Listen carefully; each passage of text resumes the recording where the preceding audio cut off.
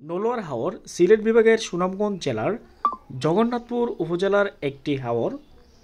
হাওরটি সুনামগঞ্জ জেলার কয়েকটি হাওরের মধ্যে অন্যতম। জগন্নাথপুর উপজেলা সদর থেকে পশ্চিম দিকে অবস্থিত। হাওরের বিস্তৃত দিরাই উপজেলা এবং ছাতক উপজেলা সীমানা পর্যন্ত। নলোয়ার হাওর ধানের জন্য বিখ্যাত। এখানে প্রচুর পরিমাণে ধান চাষ করা হয় এবং বোরো ধান পাওয়া যায়। পাশাপাশি নলোয়ার হাওরে প্রচুর পরিমাণে মাছ পাওয়া যায়।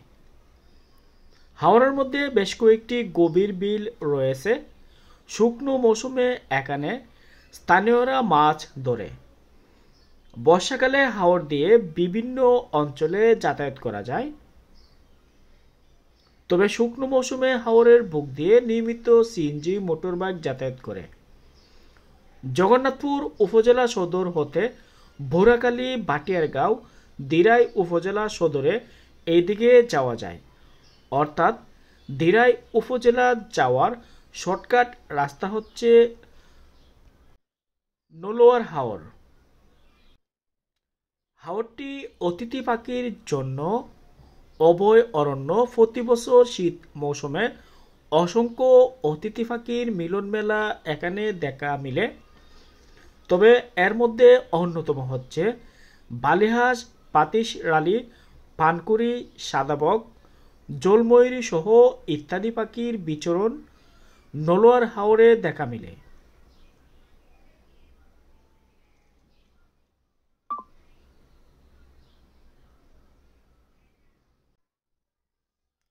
নলোয়ার হাওর মাছের জন্য বিখ্যাত। এখানে প্রায় 200 প্রজাতির মাছ রয়েছে। নলোয়ার হাওরের বিখ্যাত মাছের মধ্যে অন্যতম হচ্ছে বোয়াল, রুই, কাতলা। মহাশুলের মধ্যে অন্যতম এই হাওরে এই মাছগুলো পাওয়া যায়।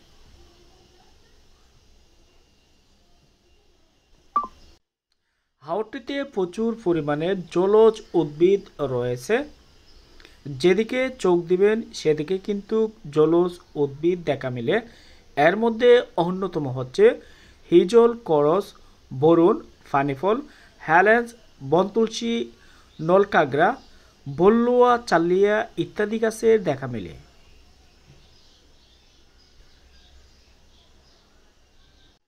হাওরটির রাস্তা দিয়ে যখন যাবেন এই হাওরের যে সৌন্দর্য যত দেখবেন তত ভালো লাগবে। যেহেতু আমি সিএনজি দিয়ে এই রাস্তা ধরে যাচ্ছি, 8 কিলোমিটার বিশাল এই রাস্তাটি এতটাই সুন্দর বলে বোঝানো যাবে না। রাস্তার দুপাশে ধানি জমি, পাশাপাশি কাল রয়েছে এবং অন্যরকম একটি সৌন্দর্য উপভোগ করা যায়। তবে হাওর দিয়ে যখন যাবেন, যাওয়ার পথে কোনো ঘর বাড়ি পাবেন না বা দেখতে পাবেন না, শুধু রাস্তা এবং ফসলের জমি রয়েছে। স্থানীয়দের সাথে আমি কথা বলেছিলাম, বর্ষা মৌসুমে যখন এক পার হতে অন্য পারে যায় তখন এই হাওরে প্রচুর পরিমাণে পানি থাকে এবং মূলত এই হাওর দিয়ে কিন্তু নৌকা দিয়ে তারা যাতায়াত করে। তবে বর্ষা মৌসুমে যখন বাতাস আসে তখন অনেক বড় বড় ঢেউ তৈরি হয়।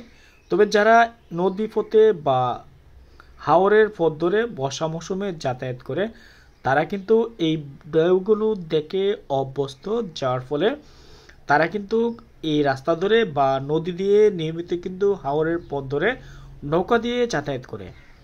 তবে শুকনো মৌসুমে যখন জগন্নাথপুর উপজেলা সদর থেকে অর্থাৎ মাদ্রাসা পয়েন্ট থেকে সিএনজি অথবা মোটর বাইকে করে যাবেন এই রাস্তা ধরে, তখন আপনার কাছে যে এলাকার সৌন্দর্য দেখে দেখে যেতে পারবেন এবং অনেকটাই ভালো লাগবে। এদিকে যখন যাবেন বোরাকালী হয়ে ভাটিয়ারগাঁও, তারপর হচ্ছে কচুয়া, দিরাই উপজেলা, অর্থাৎ এই রাস্তা ধরে যখন যাবেন তখন খুব সহজে কিন্তু দিরাই উপজেলা সদরে যেতে পারবেন এবং কম টাকার মধ্যে কিন্তু এদিকে যাতায়াত করা যায়, অর্থাৎ দিরাই উপজেলা। তবে এই রাস্তাটা যদি আরও উঁচু হয় বা বর্ষা মৌসুমে এদিকে এই গ্রামের বা এই এলাকার যারা বাসিন্দারা আছে তারা কিন্তু যাতায়াত করতে পারবে।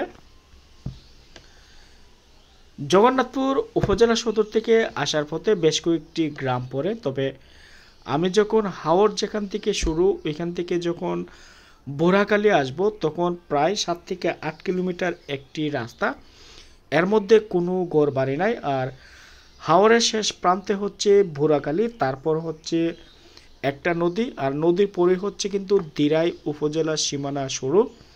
তো বিশাল হাওর পাড়ি দিয়ে আসার পথে পথে অনেক সুন্দর একটি অ্যাডভেঞ্চার আমি উপভোগ করেছি।